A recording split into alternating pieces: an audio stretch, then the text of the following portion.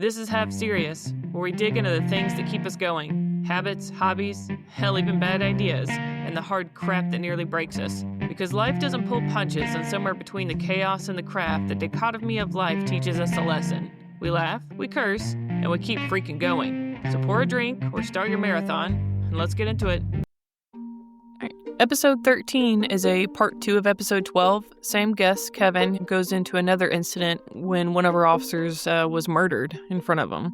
He goes into how that affected him in his thought process in detail throughout the event itself. Although I've known him for quite a while, I've never actually heard the details of the story, so it was a first for me as well. I respect Kevin and everything that he's done in his career, and this has elevated my respect for him just because he's willing to come forward and talk about this stuff, which is really cool. Again, there's gallows humor galore and some really serious topics covered. Stuff that freaking needs to be talked about. So listen on, share, do all the good things, and have respect for the stories that are told. So that got me into a lateral, which in hindsight, I probably should have gone through a basic academy. You know, they still treated us like shit for some reason.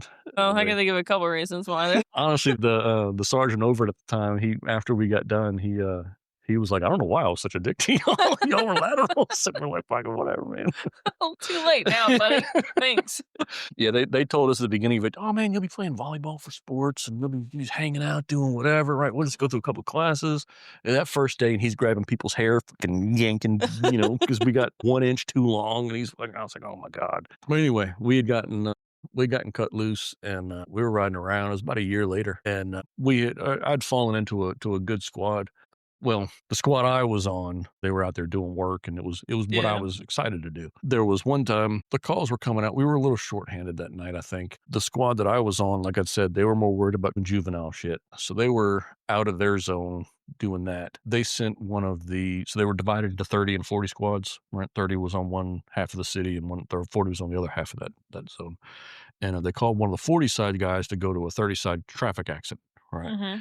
And I was with another officer that was on my side of town, and him and I are good friends. I looked at him and I said, hey, man, are you good here? Because it was just a basic domestic victim. She had just wanted to call that her boyfriend was harassing her. And I said, are you good here? I said, I'm going to go grab that call so he doesn't have to go to it. And he's like, yeah, I'm good. So I said, okay.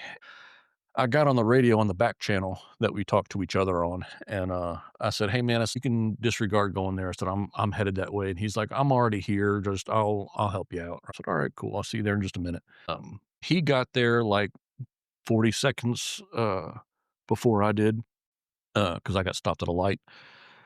And it was just a regular fender bender. Car had backed in or had bumped into a car that was stopped at the red light, bumped into it. And we get out and we're talking to him, and he was already up there talking to him. I remember he was talking to the first driver, the one that got hit. So I went and talked to the second driver, and he was a middle-aged white guy. Had his left arm was in a sling or whatever. Started talking to him, asked him what happened. He told me. And he said, oh, I was just driving and I didn't see him stop and I hit him. Right. I was like, all right, cool enough. Right. And, but talking to him, you could hear he was slurring his words a little bit, and he was clearly intoxicated.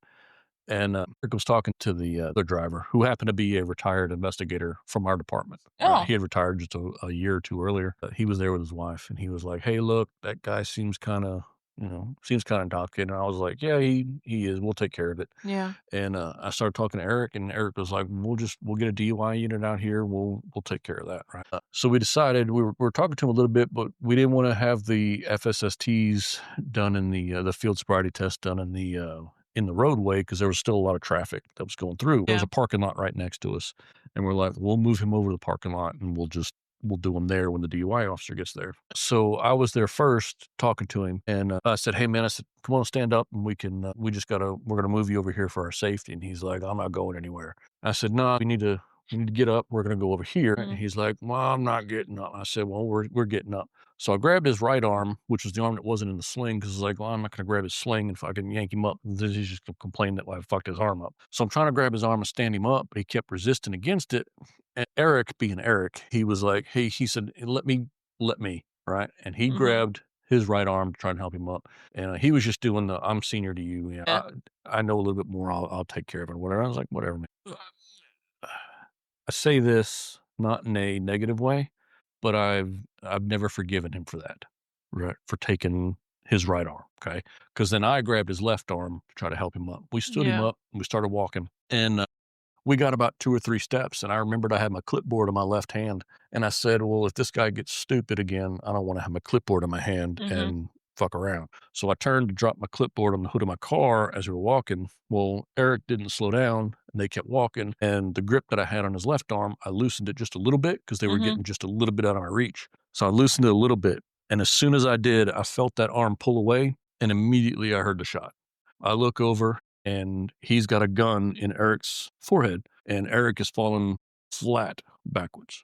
And I remember in my head, I said, this motherfucker right here. And to this day, I don't remember doing it, but Billy told me later on that I did it. And I'll explain that in a little bit. But apparently I grabbed my pistol and started to unholster it. Yeah. But by the time I was coming out, he was already turning the pistol around, and he was dead on my forehead also. And I remember saying to myself, I said, I don't have time. He was about 4 inches from my forehead, from where when he spun around, that was how close he was. He was about 4 inches. That pistol is a pistol, and I was a little Derringer, a little 2-shot Derringer. And I remember in my head, not to it sounds cheesy, but it's 100 different things ran through my head all at once, right? Do I grab the gun? Do I pull my gun? Do I fucking move out of the way? Do I try to fucking fight him? Do I try to grab him? Do I grab the gun? Do I do this? Do I do that? Do that? 100 fucking things ran through my head within a split second. And the only thing I could think that was the best option was to grab the gun and get it the fuck away from my head. Yeah. So I went up, grabbed the pistol, moved it as far as away I could. We fell to the ground. I dropped on top of him, and I locked his arm out. And he wasn't bigger than me, but he was a heavier set guy, so he was kind of stocky a little bit, and he had that fucking drunk strength. He was trying everything he could to pull that pistol around. I was trying everything I could to keep that pistol from coming back around. Actually, he still had the pistol in his hand. Well, then that retired investigator, he comes and jumps on top of us, and he helps me secure the hand. And he's trying to pull out of it, but it was so small in this guy's big ass fucking bear paw that he had that he couldn't grab the pistol and take it out. So Derringer? So I'm throwing elbows into him, trying to stop him from fucking it. He's like, I'm going to kill you. I'm going to kill you. He's like, I got a bomb in my pocket. You motherfuckers are dead. Y'all are dead, right? And I said, look, and I said, fucking do it, right? I said, at this point, it's whatever, right? We've got his arm locked out, and we had him not subdued, but we had him restrained enough to where all he could do was move his arm. We had that arm secured between the two of us. He just kept yelling, I got a bomb. I'm going to fuck y'all up. I'm going to blow y'all up. I'm going to kill y'all. I said, dude, do it. Just fucking get it over with then. But he never did. He never had a bomb in his pocket. But I remember Billy looking to me and he said, hey, do me a favor. He said, holster your pistol. And I said, what? I said, look down, and my pistol was coming out because I had started to draw it from instinct after hearing the gunshot. And I said, all right. So I put it back in, and in hindsight, I should have taken it out and just put a bullet in his head. I don't know why I didn't. We don't know that would have actually solved the problem either. Would that? Right. I mean, I don't know. I chose not to. But I got on the radio, I explained what was going on. I said, I need help. And then I remember I got pissed at the dispatcher because she kept asking where I was. And I kept saying it over and over again. And she kept asking me to 10-9, which is repeat. I kept saying, I said, I don't know what the fuck else to say. I said, officer down. I said, Eric has been shot. Fucking send somebody. She asked you to 10-9 to repeat? Yeah, there were several times where I was asked to repeat it. Right? And whether it was because I was yelling or what, I don't know. But everybody else understood what I was saying. Yeah. Because everyone I talked to after the night, they were like, dude, as soon as we heard you key up, fucking, we were balls to the walls getting to you.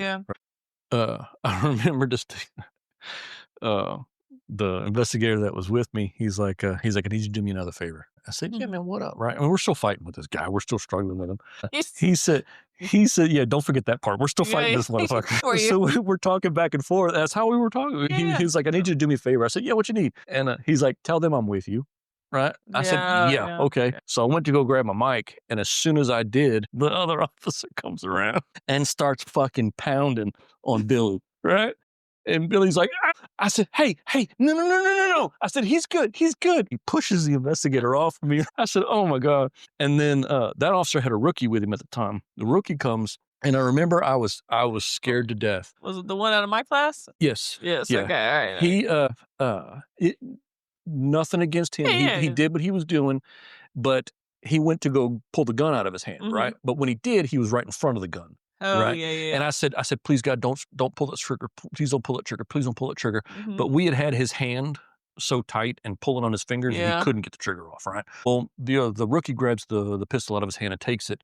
And as soon as that pistol came out of his hand, we rolled that sumbitch over, and he lost a couple teeth, right? Aw. I took a can of OC spray. I said, right straight down that motherfucker's throat. I knew that shit was burning. Picked him up, got him cuffed, and as soon as that cuff went on, I said, I need to get to Eric. So I ran over to Eric, and Did you know how bad it was before? Did you already know where you're going to be walking into when you went over to talk to him or went over to check on him?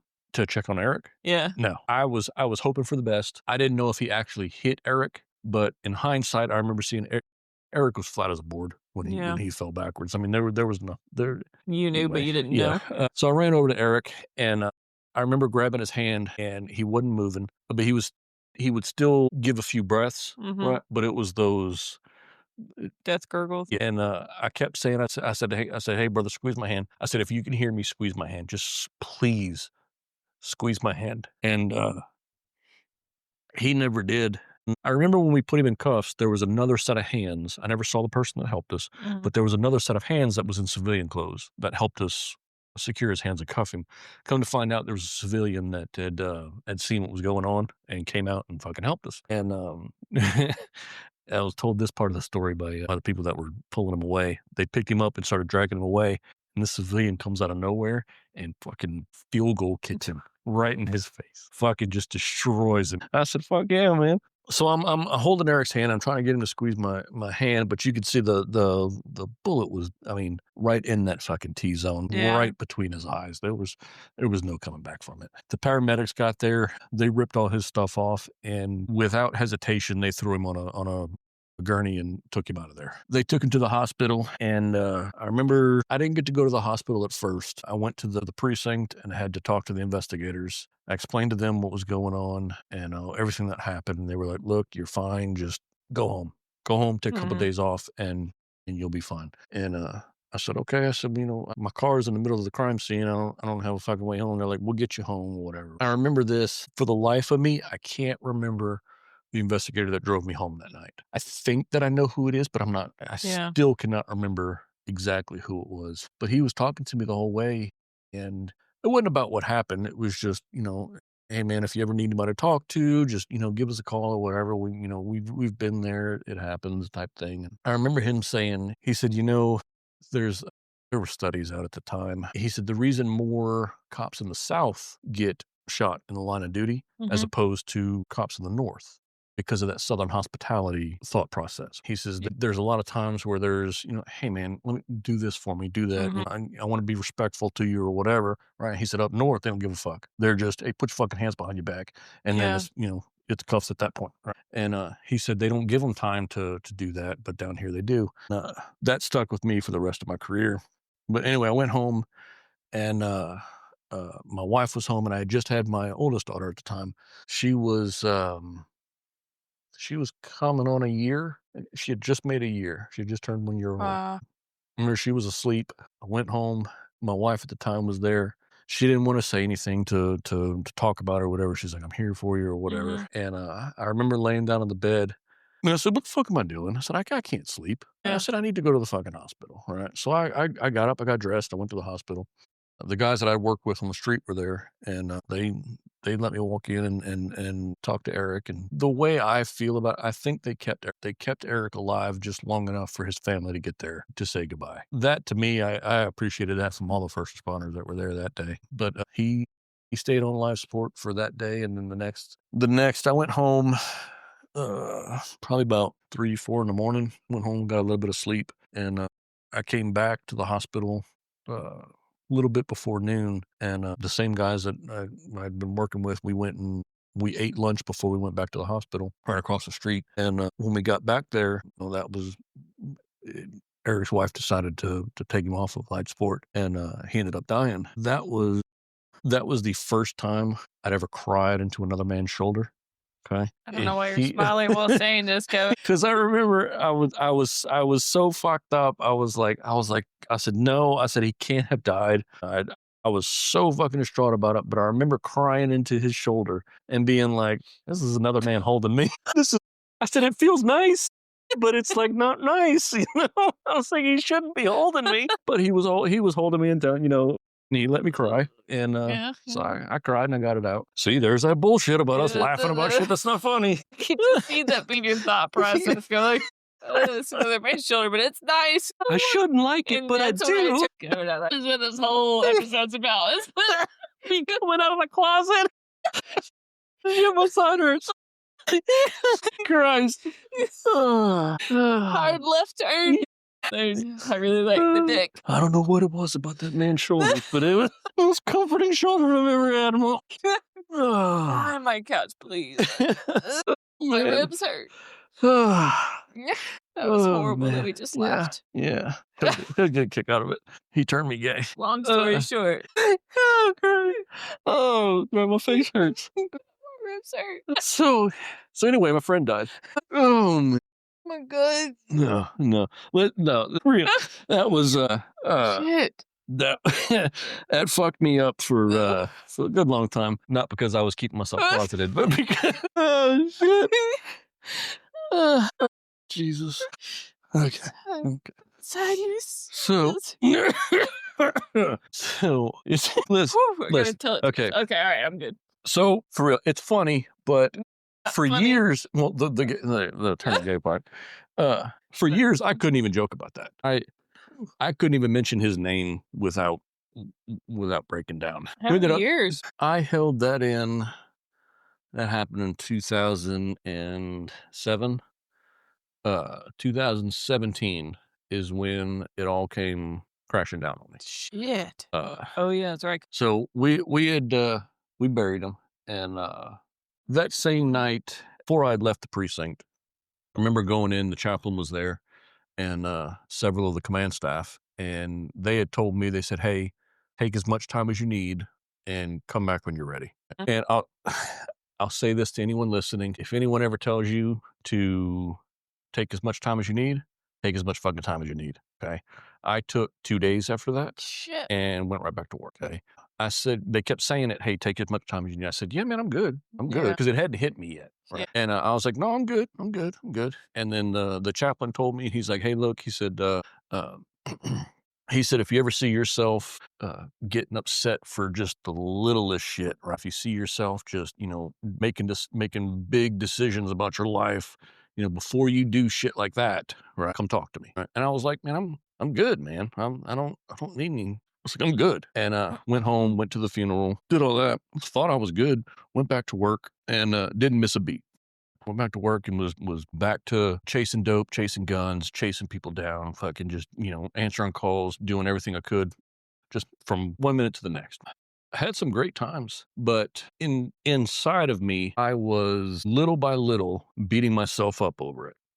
I kept telling myself I never should have let Eric take his arm. Never should, because that bullet was meant for me. I was the one that was on his right arm. I should have had that bullet. It should have been me. Eric fucking took that from me. He was a better person than me. He had a better family than me. He had more going. He was a better person. He should have fucking been the one to live. And you didn't know you're the only person that thought that, right? Okay. And it slowly and surely ate me alive. I beat myself up for putting the clipboard down, for loosening my grip on him, for fucking not pulling my pistol out and fucking putting a bullet in that guy's head. For everything that I didn't do or everything that I did, I beat myself up and basically told myself for years and years and years that I was a piece of shit. But the exterior of me was, I'm not going to let that happen to anyone else. I'm going to do everything that I can to make sure that no one else is put in that situation, to make sure no one else has to make those decisions, to make sure no one else fucking gets caught up in something like that. So I did everything that I could. We talked about being a shit magnet or whatever. It was me putting myself into positions so that I was the one taking the brunt of that, so that no one else had to. That's why I became an FTO, to make sure that they came out knowing this is what's going to fucking happen to you. Mm-hmm. And this is how you need to act to try and prevent that. Did you switch up north side because of that? Because I know you were south for a while, but when did you switch to north? No, I went to north because one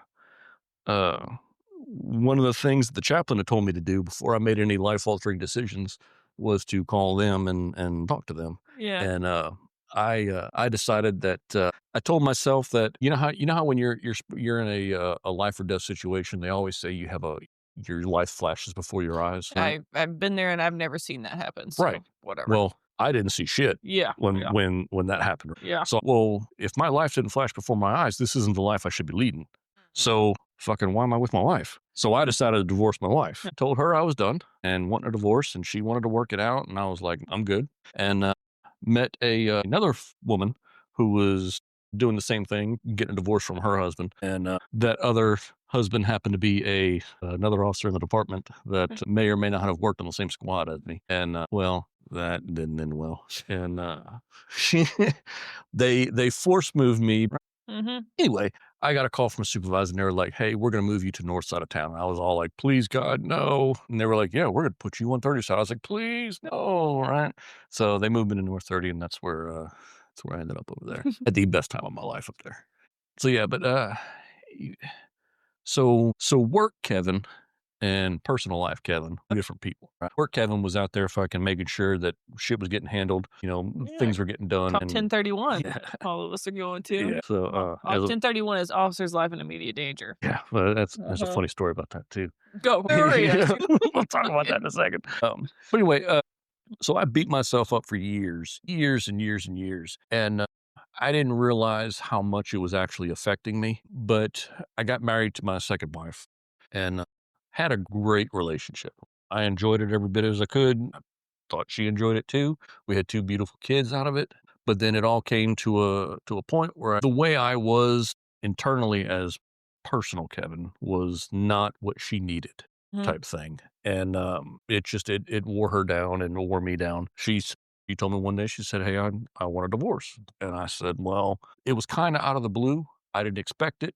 And Yeah, I was surprised when that happened. yeah, so it kind of sent me into a little spiral. I mean, we were together for 9 years, almost 10. But yeah, she had asked for it, and I remember I was like, she told me everything that was the issue, and yeah, I get that. I said, I'm sorry for the way that I've been. I said I didn't mean it, and but the straw that broke it was one of my good friends with Facebook was big at the time, and he had posted an article about cumulative PTSD, how law enforcement officers go through so many traumatic experiences that it just builds over time and time and time. And I started looking at it and was reading the side effects of it, and they were like, if you experience this, this, this, and this, and I was like, yeah, I got that. Yep, daily basis, every day. And I just felt the anxiety growing inside of me like, hey man, you're fucked up. I remember it fucking crushed me. And I went into the first panic attack I've ever had in my life. And the only person that I knew to call was my wife at the time. But she was in that mode of, we're done. I'm not, it's somebody else's problem type thing. So I called her. I said, hey, I need help. I said, I'm fucking losing it. And she's like, Kevin, I don't have the time. I'm at work. And I remember that hurt me a lot in that moment, right? Because I was trying to find somebody to say, hey, I got you, man, right? But nobody did. And I didn't think to call anybody else because I was like, fuck, I said, I don't know what the fuck's happening to me, right? So I need to get to the hospital, right? Because I felt like I was dying. I had 2 German Shepherds at the time, and I walked out of the bedroom and I fell down to my knees, and I just remember it was just overwhelming, just sense of just dread, right? And I was like, I don't know what the fuck's happening to me. And I looked over, and the dogs are sitting by their kennels, scared out of their minds. Right? Yeah, they're yeah, like, yeah. they're looking at each other like, what the fuck do we do? And I remember looking at them and I said, you motherfuckers. I said, y'all are supposed to be man's best friend. Y'all should be over here fucking comforting me, and y'all are fucking leaving me to myself. Are you actually yelling at them, or are you just thinking about it? I was pissed. I was yelling at them. And they're looking at each other like, fuck, I don't want to go over there now because he's fucking yelling at us. Right? And I was like, you fucking goddamn, you fucking dogs. Right? I had my panic attack, and it felt like 2 hours that I went through it. It may have been 30 seconds. It may have been a minute. I don't fucking know. But it felt like forever. And I got done with that, and I said, I'm fucked up. I said, I don't know what to fucking do. And so I started reaching out to people. And I said, hey, man, I don't know what fuck just happened. I think I had a panic attack, and I don't know why. And they kept giving me the number to one of the chaplains. BHS wasn't a big thing in the department at that time. They just kept referring me to a chaplain. And I went to the chaplain and talked to him, and he was a counselor outside of being a chaplain or whatever. And I went and talked to him once or twice, and we decided to try. I can never get the acronym right for it. It's EDMR? EDR, Yeah. EDMR. And he was like, maybe that'll help, right? Mhm. And I was like, fucking okay. I said, I'll try fucking anything at this Mhm. point. I started to think about it, and the more the more as the days went on, I started to realize that it was everything that came from Eric. All the self-deprecating, just the beating myself up, calling myself a piece of shit, and just fucking, you're the reason that he died, blah, blah, blah, blah. And I said, that's the reason your wife's leaving you. That's the reason this is happening. That's the reason that's happening, all that bullshit. I realized that I was using my family as a safety net. Like, anything could happen at work, but I knew that if I came home, they loved me no matter what. No matter what I did at work, no matter what happened at work, I could come home to that. And Yeah. then I got mad at her because she was taking that away from me. So I no longer had that safety net, and I was like, I don't know what the fuck to do. Right? Yeah. So I was having to face everything that I was trying to avoid for fucking almost 10 years. But then I went and did the EDMR or Yeah. whatever, did that, and sat down, talked about it. He did his little fucking Eye thing, or eye what movement, do they move it and to the left and right or something? yeah, it's basically hypnosis, I guess. It triggers your the way he explained to me, it was when that traumatic event happens, it's like a grenade goes off in your head and fucking throws all the wires off, right? So Mhm. now you have to rewire everything to say, hey, this emotion means, or this event has this emotion, this event has this emotion. These are the correct ones. I had the wrong wires, going to the Mm. wrong ones. And I remember fucking talking about it and explaining it, and got done with it, and I felt like I felt like I'd run a marathon after that, right? My body was Good. just exhausted. But ever since that day, I could talk about Eric and not tear up. I was able to talk about the entire situation that happened. Before, just wouldn't even mention it, right? Anybody that mentioned his name, Yeah. I would start crying and hugging, going into a little mini What panic attack. what'd you do during the was it like EDMR where they, like, made you tell the story over and over again or something, or how do they do that? It was, he would do the eye movements, follow my finger type Yeah. thing, and then he would talk. You had to talk about the event, but you also had to talk about a comfortable place. Mm. You had to pick, like, what was your happy place or whatever, right? And mine was my recliner at home. Whenever I sat in that chair, I could just forget about everything and go to sleep. Yeah. Right? So that was, you associated the two things. So it was like, when you talk about Eric, you're actually in a comfortable place talking about it type thing. So you just Gotcha. associated the two of them. So then anytime after that, I was able to actually talk about Eric. And that started to help a lot more. I would realize, yeah, I kind of beat myself up, even though I wasn't really supposed to. Mm. It was, yeah, Eric took his arm away from me, but was that bullet really meant for me, or was it meant for him? I put my clipboard down. Yeah, but were you doing it in good faith or whatever? Did you put your clipboard down because you knew something was about to happen and you wanted to have your hands free to fight Mhm. him or do whatever? So it helped clear a lot of things up. And then after that, well, before the EDMR or whatever the fuck you call it, before we did that, I didn't go see him until after I had hit fucking rock bottom real hard. I was in my own apartment at that time. My ex had the kids, and I wasn't seeing them as much as I should just because of work. And I would make up excuses not to see my kids Mhm. because I didn't want to put what I was going through on them. Right. And I remember the day that I decided that I was done with it all. My kids were over that day. My oldest daughter had come in from where she was living in South Carolina, and then I had my two younger ones. And my youngest boy, I don't even remember what he did. He was either arguing with his sisters or he was refusing to do something. And I got mad at him because he was acting out for no reason or whatever. We were always using timeout as punishment for them. And I Mhm. put him in timeout, and I was yelling, and then he would yell back at me. And I was like, well, no, motherfucker, you ain't yelling at me. I said, I'm your dad. You ain't gonna yell at me, right? So I'd yell back at him. And it got to the point he yelled at me one time, and I snatched him up out of the corner. And I remember I had him by the arm, and I was going to start fucking just wailing on his ass. So I started whipping him, and I remember I could see myself whipping him. It's like Yeah. I was outside of myself whipping him, and I was telling myself, "Hey, fucking stop, stop, stop!" And my little boy, in the middle of it all, he turned around and he said, "Daddy, why don't you love me?" And at that moment, I realized how fucked up I really was, and I stopped. I told them I want to go to bed. They went to bed. And I sat in my room and I cried the entire fucking night.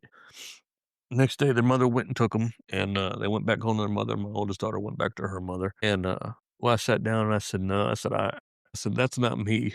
I shouldn't be like that. Then it all came spiraling back. And I said, maybe I really did fuck up and it should have been me instead of Eric. And then maybe it was me that caused him him to be dead instead of me. And again, I started drinking again, and I had that pistol in my mouth, and I was dead set on it. But I told myself, I said, I can't do it without saying goodbye to them. So I called my oldest daughter. She couldn't answer because South Carolina their time was an hour ahead of us. So she was already in bed. Um, I called my ex-wife at the time, and I asked her to talk to the kids, and they were still up. So she let me talk to them, and hearing their voices on the phone, I told myself I couldn't do it. And I hung up with them, and I looked at that gun for maybe an hour, staring at it, staring at them, at the whiskey bottle, and it took a long time for me to realize that it wasn't the right choice. But that's when I reached out and got a hold of him to do the eye thing, whatever the fuck it's called, EDMR. And that helped. I've had a great relationship with my kids since then. Do I still beat myself up over little shit? Yeah. I mean, do I still have, not regrets, but, every now and then I might, you're an idiot for doing that type thing. And then it'll send me back for just a little bit, but I'm able to, no, that's not right. You don't need to think that way, and correct myself. That in itself wasn't the first, it wasn't the last amount of shit that I went through, and that kept putting me back in places like that. But I never sank that low until my daughter passed. But that was, people kept telling me that was, maybe you went through all that shit in your life to prepare you for this, right? And I was like, well, that's kind of fucked up that I'm having to prepare myself to know that's going to happen. I like to think that I went through all of that to help her go through the issues that she was going through, because that was something that her and I bonded over. Was, hey, I've been through shit like this. I understand it. I can help you through it, and that helped her a little bit, but nothing could prepare me for losing her. The downsides of it never fucking go away. I still think about Eric. I still think about all the hurtful shit that happened, career, whatever, all the incidents that I've been through, and it's all still there, and it just compounds. It's just a matter of how I deal with it now, and that's been the hardest thing in my life, is how to deal with all that shit. I find ways to distract myself is really all it is. I don't know if that's a good thing or not, but I guess until you it's find where something I'm that's at and not it's working. distracting. Yeah. So it seems to be working. What advice would you give to somebody then that's there that doesn't have kids? I feel like kids are kind of help a lot of us grasp on if you know. Fucking reach out to somebody. It don't matter who it is. If it's I know I didn't do it a lot either, because you don't want to burden other people that have families, or they have other things going on. You understand that people have lives and they can't drop everything for you. But sometimes just saying, hey man, you want to go to dinner? Right. If they say no, say, hey, I can't do it today, but let's do it another day. It helps a little bit. It'll help you get to the day that y'all can get together. You know what I mean? Fucking reach out to somebody. Alcohol's not the way to fucking go. Yeah, it'll shut a lot of shit up. It'll also make it a lot worse. Give you liquid courage in the wrong way. Yeah. I think a few of us have been down that path. Yeah. And that's honestly, just reach out to somebody, talk to somebody. I've never been a good talker. Right. Crazy. You can ask all my ex-wives about that. You say a lot. You just don't say words. Oh, yeah. No, it's just reach out to somebody. That'll help out tremendously. This last time after my daughter had passed, I may have unintentionally been reaching out. I don't know if I was actually trying to or not, but doing it helped, because, like I said, people I didn't think would drop everything.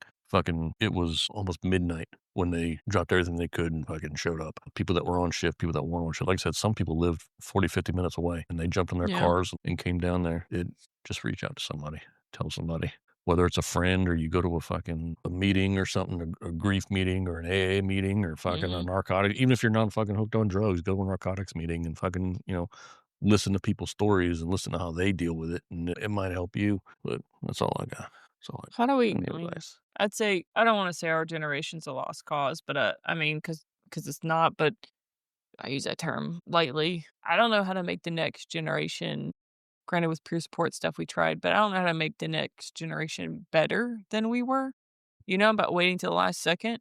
Do you have any ideas on that? Because I mean, like I said, the peer support thing's active and it's going and stuff, but I don't know how to make the next generation any better than, yours that doesn't wait till the last minute when that last minute could be a couple seconds difference between Mhm. something bad and something good. I can only speak to the ones that are like me. I'll be honest, I don't understand this new generation, the kids that are coming out. I don't understand how they think, how they feel, whatever. I know that I was raised, we don't talk about your feelings. You suck it up and you fucking move on. And that sometimes that worked, sometimes it didn't. Right? Sometimes it just fucking ate you alive for 10 years and you end up fucking crashing hard. But honestly, I have no idea. I know what has worked for me, what hasn't worked for me, and to be quite honest, I don't know that it's worked for me, if that Yeah. makes sense. Like I said, I can talk to people, I can have a good time, but the depression is still there. It's still eats away, and it'll still rear its ugly head every now and then. I'll think everything's going fine. I'll sit down and, just have a moment to myself, and it's completely quiet in the house, and all of a sudden I'm on the floor fucking crying because I didn't get to hear her laugh, or you know um uh, I look at Eric's kid. He following his dad's footsteps, and I personally did not want that for him, but Yeah. it is what it is. I don't know how to fully recover from it because I have not fully recovered from it. I've been through it. I'm hitting that rock bottom, but I'm not 100% completely healed from it. So it's I Do you don't know. think people do? I mean, are there people out there you think that do? I think there's some that get to a higher level than I have. There's some that prosper, but I think it still eats away at them a little bit. You know what I mean? I think they get to a point where they're good with it. So, anybody else? That's the problem you're gonna have to figure out on your own. See ya. If you thought I had answers, you were completely fucking Hey, wrong. you're all fucked. No, I don't think any of us have answers to that crap, but I don't know how to suggest to even make it any better either. Because I mean, the shit you're gonna see shit no matter what you do. Also, you didn't fucking hit on the 1031 bastard. Scared the shit out of all of us. We didn't talk about that. Like, I was like, That's I had a fucking rookie driving, and dispatch goes 1031, which is officer's life and immediate danger. And dispatch goes 1031 on north, and we're like, wait, what? Could you repeat that? And then he says it again, and we're like, shit. And I have a rookie driving, and I damn near thought I was going to die on the route to get you. But so. yeah, you're a fucking asshole. So that's one of those things that led to all that. It's kind of funny, but it's kind of not. And my ex is gonna, if she listens to this, she's gonna hate me for telling it, because it kind of puts her in a bad light, but not really. So she was pregnant with my boy at the time, and this was. I had taken off a couple of days before the due date, right? Just to be ready in case he came early or whatever. Yeah. And it was a Saturday morning, and her and I got into an argument about something. Right? She was like, I just need you to go. I was like, I'll go to fucking work. I don't care. Oh, right? no, dude. And she's like, well, go to fuck to work. Right? I said, all right, cool. I'll go to work. Right? So I got dressed and I went to work. Oh, right? my God. The sergeant at the time, he was all like, aren't you supposed to be off? I said, yeah, it's cool. I'm here. If she calls and says the baby's coming, I'll leave. And he's like, all right, cool. So I'm driving around on patrol, and I kept telling myself that I'm not going to get anything. I'm not even supposed to be here. I'm gonna drive around, be a presence, and be done with it. And I was driving around one of the housing projects there, and I look over, and in the middle of the street, there's two guys walking towards each other to meet up in the middle of the street next to a car that's parked on the side of the road with the door open, right? And I was like, that's a drug deal. Right? So I'm just going to ride by and let them know I'm here, and they'll stop what they're doing. So I turn on the road. I drive past them. As soon as they see me, they both turn opposite directions. One walks back to the car, and the other one turns back and stands on the sidewalk staring at the house. That's right there. I know what you're doing. So I drive past. I circle back around. I'm going to check and make sure they're not doing it. I circle back around. Here they are walking back into the street. They meet each other again. These motherfuckers, right? I said, I'm going to ride by again. I ride by again. And they did the same. Well, they both walked to the sidewalk and they're staring at the house. Like they're like, oh, and they're even pointing at it like, oh, you see this? Look at the architecture on this thing, right? And I'm like, fucking you, whatever, dude. I see that there's someone sitting in the car, and then these two are standing on the sidewalk. Drive around, so I'm gonna do another loop. I'm here to just be a presence and just get them out of fucking here. As soon as I do that third loop, they're shaking hands, they're done, and they're walking away from each other. I said, not today. So I pulled up on them, and they start getting out. The guy that was in the car starts getting out real quick, and the two of them start walking away. Well, the other guy that had gotten his drugs, he was already around the side of the house. I said, hey guys, let me talk to y'all real quick. And they said, nah, fuck you. I said, nah,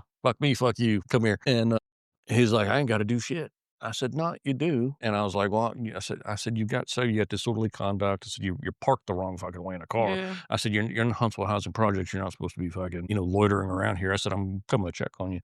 And he said, no. I said, all right, cool. I said, we'll just go to jail. Just turn around, put your hands behind your back. I went to go reach for his hand, and he pulls back, and he fucking pops me right in the mouth. And he had a big ass fucking ring on his finger. He hits me, and as soon as I felt him hit my mouth, I felt the blood come gushing out. I said, this motherfucker did not. So I come back and I yak him right in the mouth. And we fucking tuxle up, and it's a street fight at that point. He's hitting me, I'm hitting him. We fall to the ground. Well, when we fall, my shoulder hits the bumper of the car and fucking yaks it out of a joint.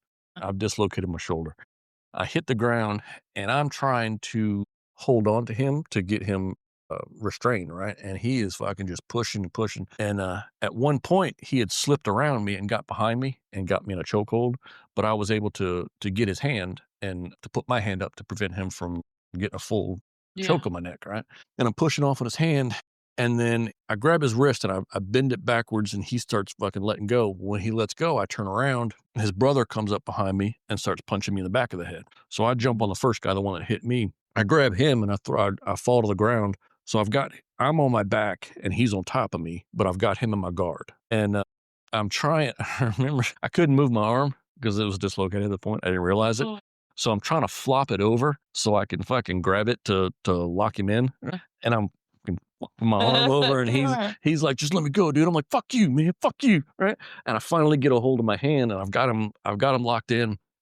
And his brother's still kicking me in the head, and I'm trying to cover myself up to get out of it. And the one that was on top of me said, go get him.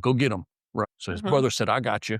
And he takes off running. Couldn't find out he had gone to go get his boys to come here, and they were going to bring the whole group out there to whip my ass. So we're on the ground. I'm holding him as best I can. And he's trying to hit me, but he doesn't have any leverage, and he doesn't have any room to hit me.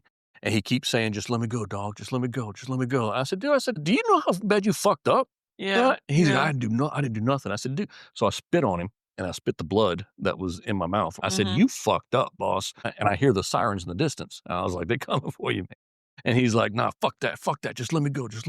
And we were covered in so much blood and so much sweat. It was the middle of April, and I was hot as fuck that day. And he slips out of my grasp. He gets up and he starts to run. And I remember telling myself, I said, I don't know who this motherfucker is. I said, he ain't getting away from me. So I get up and I start chasing him.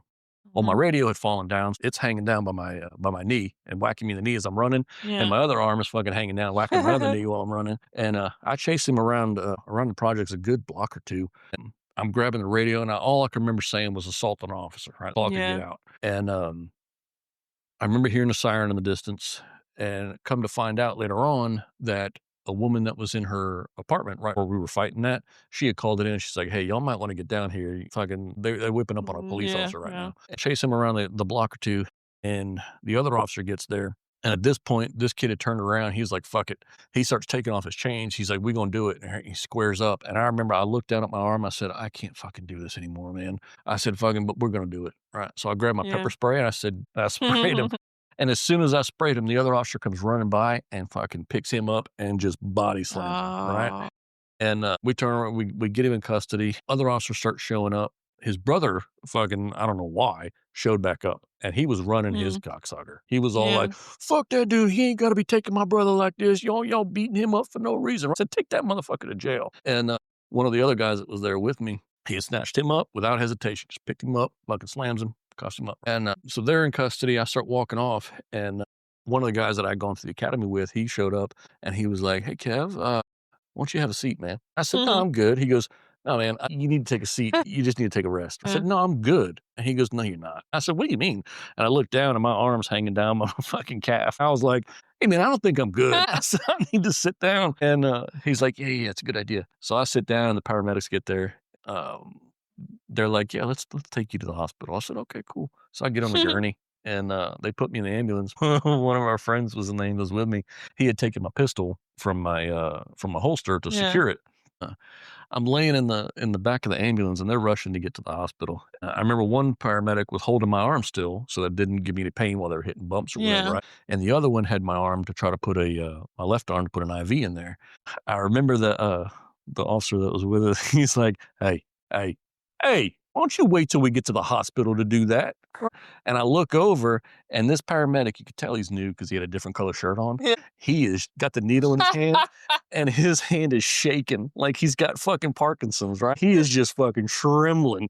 And I was like, "Ho, ho, ho, ho!" I said, "Won't you wait to do that like he said, man?" And the other paramedic was like, "Hey, let me take over." So they swapped sides, and come to find out, I look over, and the officer that was sitting there had my pistol in his hand, resting on his leg, pointed right at the paramedic. So this paramedic's freaking out because this is his first day on the job, and he's fucking trying to put an IV in my arm, and this one's got a gun pointed at him, and he's like, "Oh my God, I don't know what I'm doing." So we get to the hospital, and one of the other guys that I work with, he was like, "Hey, man, do you want me to go get your wife? Call her, let her know what's going on, and if she wants to come down here, she can come down here." So we get in the room in the ER. About an hour later, she shows up. She walks in the room, and she's got this white look on her face. She's like, "Oh my God." I said, "See what happens when you yell at me?" You fucking asshole. She was like, "Don't start." Right? I said, "I'm sorry." So she's over there thinking she caused all this, and I was like, "Nah, it's fine. It's whatever." I remember the doctor came in, and he's like, "Hey, man, we're gonna have to set your arm." He's like, "We're gonna give you this medicine, and we're gonna put your arm back in place." Right? I said, "All right, cool." So they give me the medicine. I don't remember what the fuck it was. It was some little white liquid or something. And I take it, and he's like, "Count backwards from 100." Okay, I said 199, and that was it. Right? Yeah, I didn't remember shit. I remember I opened my eyes, and I saw my wife sitting there, and the couple of officers were there, and I was like, "Are they gonna do this shit or not?" Right? And she's like, "They're fucking done." So what are you talking about? I looked down, my shit's in a sling all wrapped up. I was like, "Fuck." And she goes, "We got a video of it." Yeah, I said, "Let me see that." And she plays it. And this doctor, listen, this motherfucker got up on the bed. He wraps my arm up, and he yanks it up real hard and fucking pops it. "Oh my God, that's the grossest thing I've ever seen in my life." I said, "That's fucking cool." So I didn't feel a thing. She's like, "Yeah, we can tell." That's so gross and Yeah. awesome. Yeah, but my boy was born, he was born 3 days later. So he held out for a little bit. Thank God. Yeah. Man. Yeah, that'll teach my wife to fucking yell at me, though. She never yelled at me if I took a day off, though. I didn't know that happened the same day. Jesus. Oh, fucking asshole. Yeah. That wasn't the last event, though. It was shit ton. Yeah. Who wouldn't want to do 5 more years of that? Yeah, I'm ready to retire, man. I said there's about 5 years left, and I'm hoping I can retire at my 25. Yeah. And then I'll make enough that I can still help put the kids in college and not have to work. Well, I mean, you can always have another job outside of law enforcement, you know? Yeah, but I just don't want to. I have a plan for my retirement. And I'm going to buy an Airstream trailer. Mm-hmm. Okay. And buy a brand new truck. Mm-hmm. And I'm just going to fucking go.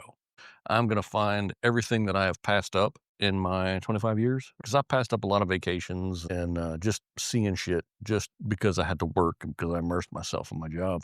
But there's so much that I want to see. Like I keep saying, if they can give me 10 good years to go and just enjoy everything that I should have been enjoying all this time, let me enjoy it. Let me have my peace for 10 years. And after that, whatever happens, happens. If I end up fucking choking on a peanut and dying, it is what it is. Listen, you don't gotta make a long word peanut. You'll be chucking on a nut. You know? It's okay. It's all because I cried into that man's shoulder one time.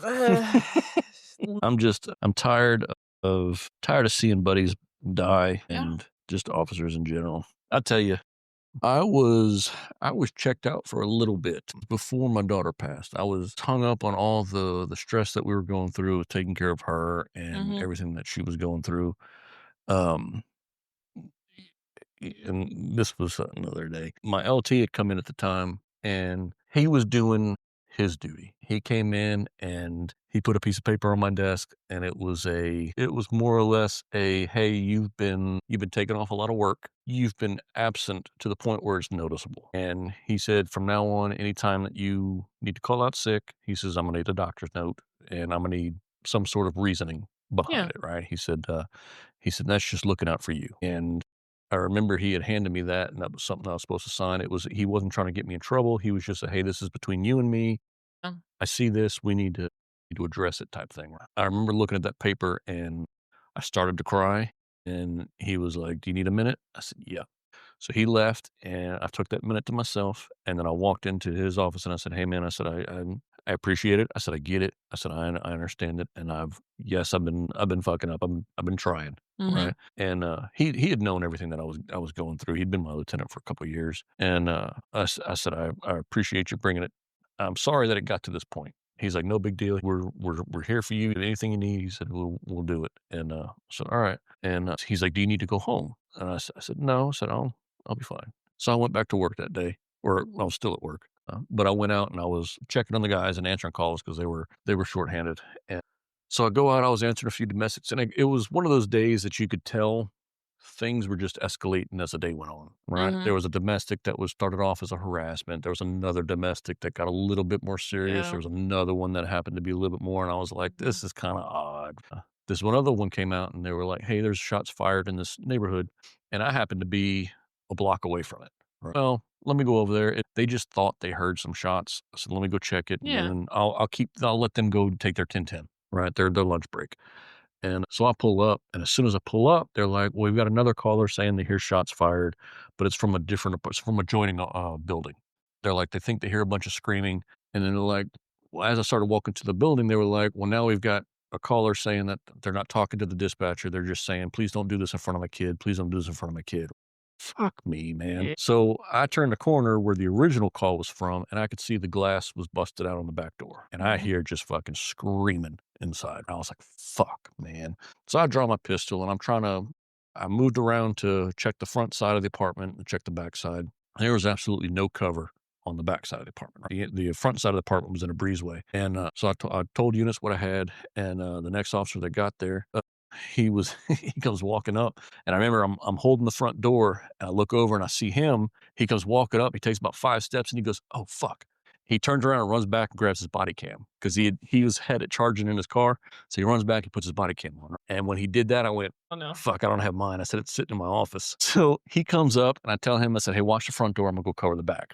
So I go around to the back, and again, there's absolutely no cover back there. The closest cover was uh maybe uh, maybe 50 yards away. And I was like, I got my pistol or something. I don't need to be doing that. Right. So I was close enough to the door where I could try to move to get just a little bit of cover from the side of the building. I remember him yelling, and I yelled out to him, hey, it's the police. I need you to come to the door. And he was all like, no, we're good. I said, yeah, that's fine, but I need to make sure that everybody's good. He's like, no, we're Yeah. good. I said, no, I said, I need to make sure everybody's good. And I got to where I could see the back door a little bit more. And he's like, I said, look, man, I said, just open the door so I can talk to you. And he said, all right, cool. So he flings the back door open.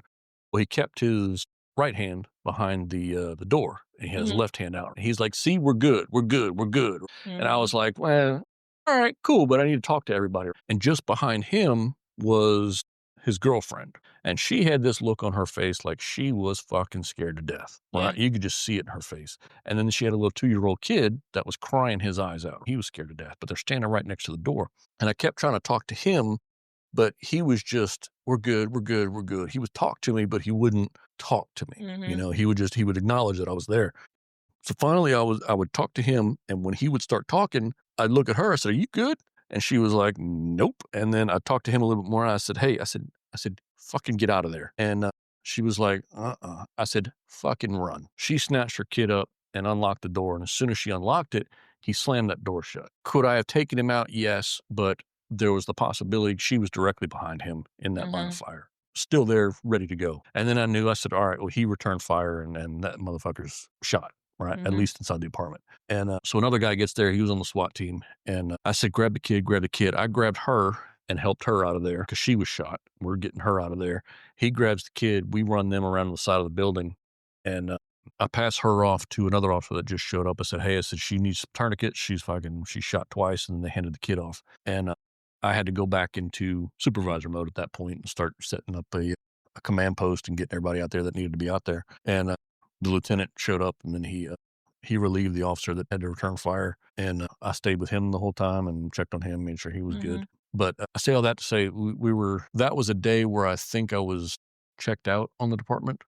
I was ready to just fucking turn. I said, I'm done. I can't deal with all this stress. I said, I got my kid going on, all this. I think I'm done with all of it. But that sort of renewed my passion in the job because we saved that woman and her kid. That man was ready to kill both of them. But we got them out of there and we got them separated. Yeah, she got shot, but she got shot in the arm and the leg. Yeah. And that kid went through a traumatic experience or whatever. But we ended up that Christmas, the officers usually get something for the supervisor and the supervisor usually gets something for their officers. But I told them that Christmas, I said, look, I'm not going to get y'all anything. I'm not asking y'all to get me anything. I said, but I'm going to put all that money that I was going to give y'all to toys for this kid, right? I said, I want that kid to have something good for this year, as opposed to just the last thing he saw was his dad getting fucking, obliterated by the police. And so we raised a bunch of money and got some presents for him and went and took it to him and did whatever, talked to his mom, and his mom was like, yeah, we're doing good. He's in school and she got a new job and shit. She moved out of that apartment. And what had helped out was he was off his meds or whatever, never been on meds, and she had cameras inside the apartment because of how fucked up he was, right? So she had cameras all inside. Nick caught all of it on video. But we ended up getting, me and the other officer, we got recommended for the Top Cop Award for the National Association of Police Officers. And they have it in DC every year. And him and I got recommended for it and went up there and got awarded. But what really renewed my passion in the job was listening to the stories of all the other officers that were up there. This one guy is from, I think he was from Los Angeles County or somewhere in there. But he was in pursuit of a guy, and the guy ended up fucking shooting him like 5 or 6 times. And he was shot, still pursued him in the car, got out, got into a gunfight with the guy, fucking ends up shooting him. The other officers show up, they end up getting into a gunfight with him, and he's still in the fight. And then as soon as they get that guy fucking put down, he walks around to the backside of the car and he's like, hey guys, I need a couple tourniquets. And they put tourniquets on him and they fucking, I was like, man, I said, that dude's that's a badass, right? And there was another one that took a guy out, and it was a mall shooter. He fucking took him out from a couple yards away. And there was just a couple of them I was sitting there and I was like, damn, man, all we did was shoot a guy that was shooting at somebody. I was like, we were 5 feet away. I said, their stories are a lot better, but shit like that. And then we got to sit and talk with them afterwards, and we all had a couple drinks talking, swapping stories and shit like that. And to find out there were people just like us, shit magnets or fucking ones that were just in the right place at the right time all the time. And it renewed my my passion for the job, because it was like there's still some good ones out there that come out and actually do the job. Yeah. It's not just I'm just trying to pull a paycheck type people. That was good to see. It takes something like that to renew your faith in it. You feel weird about getting awards and shit, but also you like them because it lets you see the good stuff. I don't know. Also, I kind of feel like I'm going to vomit from those things. Probably good you didn't have them. So if I run out of here abruptly, it actually is like, bleh. I never got any enjoyment out of any of the awards that I got. There were some that I got that were just, hey, good job catching a robbery offender, right? And I was like, that's what I'm supposed to do. And even the ones, they gave me the one for Eric, it was like, well, did I really earn this, or did I get this just because he died, type thing? The only one that I felt I actually earned was the life-saving medal for that woman and her child. And that was, she was 100%, she was a victim. And all I did was tell her what to do, but she put her faith in what I was telling her to do, that, hey, we're going to take care of you. Just do this and you're fine. And she did it. It took a lot of courage for her to snatch up her 2-year-old and fucking run when there was a guy with a gun trying to kill her. So that's the only one that I ever felt that I actually earned. Well, I think that's the extent of my career. Extent is going to end me vomiting scallops. That's what's going to happen. It's hit me like 30 seconds ago. I was like, oh, maybe I should not have ate this. If you're smelling it now, I don't think it's the scallops. No, it's like I've puked them up. So, okay, have a good day, Kevin. So this will be a first for me. You You're know, welcome. could be because I was laughing so hard and then getting upset, and then my stomach's upset now. I don't know. There's too many emotions all at once. But seriously, thanks for coming on. I know we're gonna edit a lot of stuff out just because you'll probably want to, I would guess. I don't know, whatever you're comfortable with. But thanks. Because somewhere there's somebody sitting there where you were wondering what they need to do, or they're the only one and all other stuff. I don't know. I just think we feel like so many times we're the only ones that are feeling this crap, or we're the only ones going through crap. And I mean, even if it's just one person that hears it and they're like, oh no, oh shit, I can actually go through this and live on. It's fucking served its purpose. So Yeah. I No. don't know. I think it gives people more respect for you too. Not that you didn't already have a shit ton of respect out of your peers, but Well, if all that gets taken away from it is that no matter how shitty it gets, you can survive it, yeah, then it's good enough for me. Because you just have to continue to survive it. yeah, Because otherwise it's gonna be a shitty end of this podcast. did you ever watch the Daredevil series? Yeah. In season 2, when the Punisher shows up, and him and the Murdoch. Daredevil Oh, are they're fighting in the cemetery. Frank Castle's like been all shot up and everything. He's laying up against a gravestone, and they're just sitting there talking. And, he tells the story, and he's like, "This has always stuck with me because I felt the same exact way." He said, "Ever felt tired, Red?" And he's like, "Yeah, all the time." He goes, "No." He says, "Have you ever felt tired?" Right? And he's like, "I used to tell my kids all the time when I came back from deployment, no, I'm too tired. I'm too tired to do this. I'm too tired to do that." Or one day they weren't there. And I spent all my time telling them that I was too tired, or couldn't do it all. And he said I wasted it all away. That always stuck with me because I remember there were countless days where the kids wanted to, "Hey, Dad, can we go get something? Can we go eat out, or can we go here? Can we go to a movie or something?" Or I was like, "No, it's just Daddy's tired," and I was tired of being tired all the time. That always stuck with me. I always liked that scene. He explained it the way that I couldn't explain it. yeah. Because I can tell people I'm tired, and I'm tired of being tired. And some people are like, "Well, fucking take a nap, Jesus. I'll let you go throw up and be in peace." Anyway, I tell people I'm tired. I'm tired, and some people be like, "Well, just fucking take a nap." And it's like It's not the I'm not tired. tired of talking about. I'm tired of being fucking tired, and just stuff like that. There were 2 things that stuck with me, and I remember it because I saw your picture of Lethal Weapon up there. After my daughter had passed, even still to this day, I remember it. And it's a quote from the original movie with Mel Gibson, but the TV show when Damon Wayans, Damon Wayans, Yeah, it's on that show. Yeah, he it's that scene where he fuck's his name. Clint He Crawford. walks out of the house, and Murtaugh says, "Hey man, you good?" He says, you don't want to, right?" And he says, "Yeah, every day." He says, "But if it makes you feel any better, I'm not going to, or I can't do it myself." And he says, "But you want to?" And he says, "Yeah."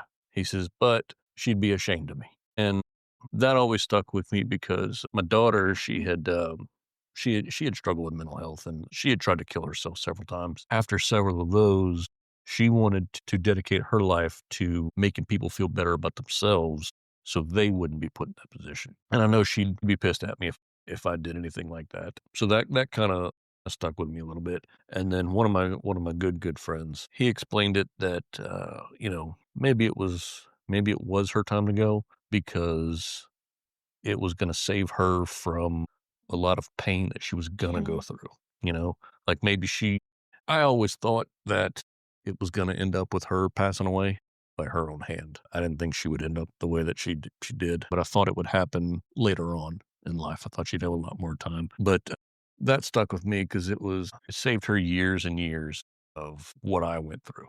And I didn't want that for her. After she passed, I felt better about it because I hate saying it, like we talked about, it sounds kind of selfish, but you hate saying it, but she doesn't have those voices in her head anymore. She doesn't have the things telling her that she's a piece of shit and she didn't deserve it all and all that. So she didn't have that anymore, and she was able to have some peace. Yeah. So those were a few things that stuck with me. So it's going back to the reaching out. You just reach out to people. You'll hear the things that you need to hear to get through it all. So what will you do if you get into that spot again? Will you So call somebody, or you just hope somebody shows up? I'll reach out the same way I did that time. I can tell you, I'm horrible at calling people. And it's anything against them. I'm If you're bugging so them? yeah. Yeah. I get so wrapped up in the shit that I'm going on. I don't want to burden them. But I mean, hell, this day and age, you can keep in contact with somebody and be fucking on the other side of the world still. I'll reach out. I'll send a text, and whoever answers. I mean, there'll be nights I'll send out fucking 10, 15 texts to different people saying, just, hey, you got a minute? Hey, you busy? Something like that. If they respond, they respond. I don't know what's going to happen if nobody responds, but there's always usually somebody that picks up and says something back. So it's the best thing I could figure out to do. Just reach out to somebody. You'll hear what you need to hear. You'll get the help that you need, regardless. Whether it's them kicking your door down at midnight or One of the friend of mine that I interviewed before this one, like I said, he was a psych tech and stuff like that, and I worked in that field of the military for a while. He said it's 15 seconds from when you decide to do it to when that thought has passed is 15 seconds, generally speaking. So I'd say, 15 seconds, a few texts, nothing in the grand scheme of things. Yeah. Well, that last time I was texting that at the same time that I was getting everything ready. I don't know anybody that hasn't at least thought it, not that they've intended to carry through, but at least thought through in their head on a bad night in that job. And that's gotta be a fucked up statistic, whatever that is. But thank you, by the way, for texting somebody. And I'm sorry I vomited in the middle of our interview. That made me feel great about myself. Sorry, I can't stand being in this room with you. Not only Your does story's awesome. yeah, still got to hear more. I could have just interviewed you from the bathroom. No, keep going. Great story. I can't wait to get to others. Yeah, it's great. Interview for Tessa's podcast. Her house smell like scallops and then vomit. God, I'm so much better though. My breath is rank, but I feel amazing. Sometimes you just gotta get it out. Yeah, it was your roller coaster of emotions.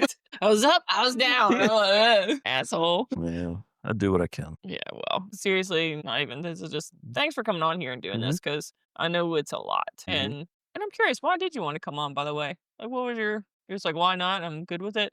Yeah, I don't mind telling it at this point. If it helps, it helps. If it doesn't, it gave me a chance to come out and tell it. Because like I said before, talking about it helps. Just whether it's to a friend or a therapist or whoever, some guy at the bar while you're fucking knocking back a couple of whiskeys, it's whatever. Talking about it helps. So I don't know. I think it's kind of cool this kind of stuff lives on for a lot longer. So it's kind of cool to me to think about the kids knowing years from now. It's now documented. To have it out there so they can find out the story when they're mature and ready for it. Yeah, and that was part of it too. It's the link will get shared, and if people I know that didn't quite understand why I was the way I was, maybe they will, maybe they won't. I know I talked about it before, but when my second ex-wife and I split, it was a lot because of what I had been going through, and she just didn't understand it or whatever. We actually have a great relationship now. I go and I'll hang out at their house with the kids, and she doesn't have any issues helping me out and helping her out and whatever. But it took a little bit of talking to explain where I was coming from and where she was coming from for us to understand what was happening. Maybe some people that thought I was a dick just to be a dick will realize it wasn't really just being a dick. He's being a dick for a reason, though. So if it helps, it helps. So hopefully it does. Appreciate you having me.